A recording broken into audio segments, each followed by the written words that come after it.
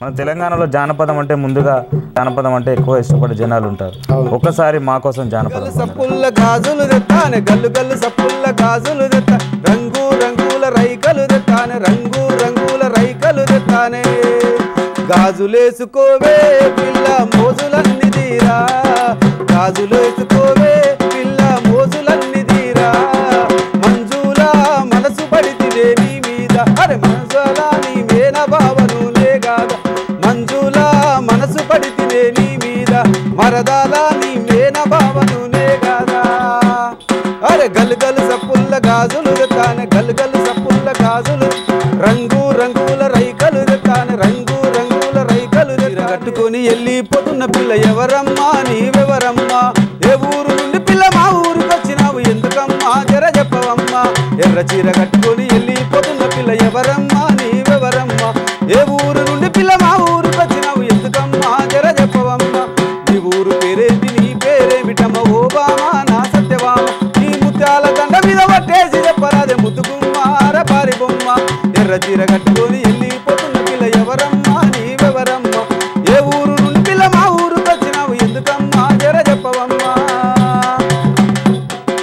తంగేడు చెట్ల కింద ఈరనాగమ్మో నా బాలచందురమ్మ కలబాలు పోసుకుంద వీరనాగమ్మో నా బాలచందురమ్మ తంగేడు చెట్ల కింద ఈరనాగమ్మో నా బాలచందురమ్మ కలబాలు పోసుకుంద వీరనాగమ్మో నా బాలచందురమ్మ పరిగిప్ప చెట్ల కింద ఈరనాగమ్మో నా బాలచందురమ్మ పర్వరాజ బయట కొమ్ము ఈరనాగమ్మో నా బాలచందురమ్మ తంగేడు చెట్ల కింద ఈరనాగమ్మో నా బాలచందురమ్మ కలువాలు పోసుకుంద వీరనాగమ్మో నా బాలచందురమ్మ.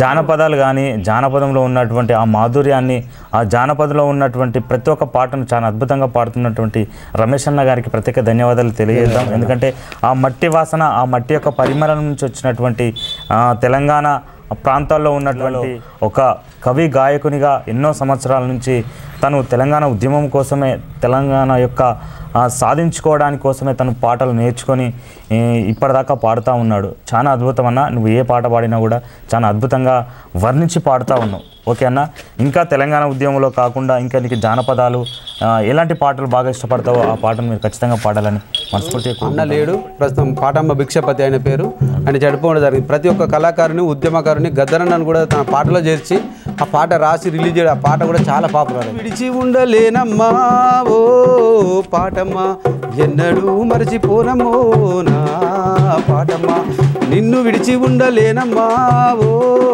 పాటమ్మా ఎన్నడూ మరచిపోనమ్మో నా పాటమ్మా ప్రతి మదిలోన మెదులుతుంటావో పాటమ్మా నా ఎదలోన పదిలంగున్నవో పాటమ్మా నిన్ను విడిచి ఉండలేనమ్మా ఓ పాటమ్మా ఎన్నడూ మరచిపోనమ్మో నా పాటమ్మా ఉద్యమానికి బిరుదుకుంటా గద్దరన్న వెంట ఉరుకుతుంటావు ఊరే సెలివేలాగా గోరెటి వెంకన్న చేతి వెంట రాలుతుంటావు ఉద్యమానికి బిరుదుకుంటా గద్దరన్న వెంట ఉరుకుతుంటావు ఊరే సెలివేలాగా గోరెటి వెంకన్న చేతి వెంట రాలుతుంటావు ఊరు ఊరు దొరలకెదురు తిరగమన్నందుకే ఓ పాటమ్మా చేరదన్న వెంట జైలుకు పోయి జంగు సైరను దినావమ్మా నిన్ను విడిచి ఉండలేనమ్మా ఓ పాటమ్మా ఎన్నడూ మరచిపోనమ్మో నా పాటమ్మా.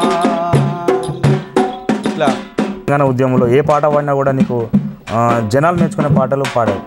ఓకే అన్న, ఆ పాటలే కాకుండా నువ్వు ఎందుకంటే మామూలుగా మీ ఫ్రెండ్స్ గురించి కానీ లేకపోతే ఎవరైనా రిలేషన్లు చనిపోతే కానీ అలాంటి పాటలు ఎప్పుడైనా పాడాలనిపించిందా? నా దగ్గర మిత్రుడు, ఓకే, నాకు చాలా క్లోజ్ అయినటువంటి మిత్రుడు అతను చనిపోయినప్పుడు. ఎట్లా చనిపోయిండు అన్న? యాక్సిడెంట్ అయి చనిపోయిండు. ప్లస్ ఇంకొక వేరే దోస్తు కూడా అకాల మరణంతో చనిపోయిండు. అప్పుడు ఒక పాట రాయడం జరిగింది. పగిలిపోయే కర్మగా మరణమా మా గుండెలన్నీ పగిలిపోయే కర్మగా మంచి రోజు లేకపాయే మరణానికి మంచి రోజు లేకపాయే మరణానికి అయ్యో సుడిగాలి దీపమాయ ఈ జీవము మరణమా మా గుండెలన్నీ పగిలిపోయే కర్మగా మరణమా మా గుండెలన్నీ పగిలిపోయే మగిలిపోయే కర్మగా మమతలన్నీ మట్టి పాలు అనురాగం ఆవిరయ్యే మమతలన్నీ మట్టి పాలు అనురాగం ఆవిరై 10 మంది నవ్వులాట మాకొద్దు దేవుడా దేవుడా దేవుడా దేవుడా దేవుడా నీ పిలుపు కరువాయే కన్నీరు మిగిలిపా నీ పిలుపు కరువాయే కన్నీరు మిగిలిపాయ్ పరువంతా మోయలేను బ్రతుకంతా ఏడ్చుకుంటా మరణమా మా గుండెలన్నీ పగిలిపోయే కర్మగా మరణమా మా గుండెలన్నీ పగిలిపోయే కర్మగా నీ దారి ఏ దారి మాకొద్దా నీ దారి ఏ దారి మాకొద్దా నీ దారి మాయమైపోతివి మమ్ములాగము చేసి మరణమా మా గుండెలన్నీ పగిలిపోయే కర్మగా మంచి రోజు లేకపాయే మరణానికి అయ్యో సుడిగాలి దీపమా ఈ జీవము మరణమా మా గుండెలన్నీ పగిలిపోయే కర్మగా తెలంగాణ ఉద్యమం కోసం తెలంగాణను సాధించుకోవాలని తను పాటను నేర్చుకొని తన వంతుగా జనాలకు పాటలతోటి ఏకం చేసినటువంటి గొప్ప గాయకుడు మన రమేష్ అన్న. ఒక్కసారి ఇప్పుడు పల్లెల్లోకి వెళ్దాం. ఆ పల్లెల్లో ఉన్నటువంటి వాతావరణాన్ని, ఆ పల్లె ప్రకృతి అందాలను చూద్దాం. ఓకేనా? ఎందుకంటే ఒక్కసారి ఇప్పుడు ఉద్యమ పాటలు పాడినావు, అతను చనిపోయిన ఫ్రెండ్స్ గురించి చాలా అద్భుతంగా వర్ణించావు. ఇప్పుడు మన పల్లెల్లోకి వెళ్దాం.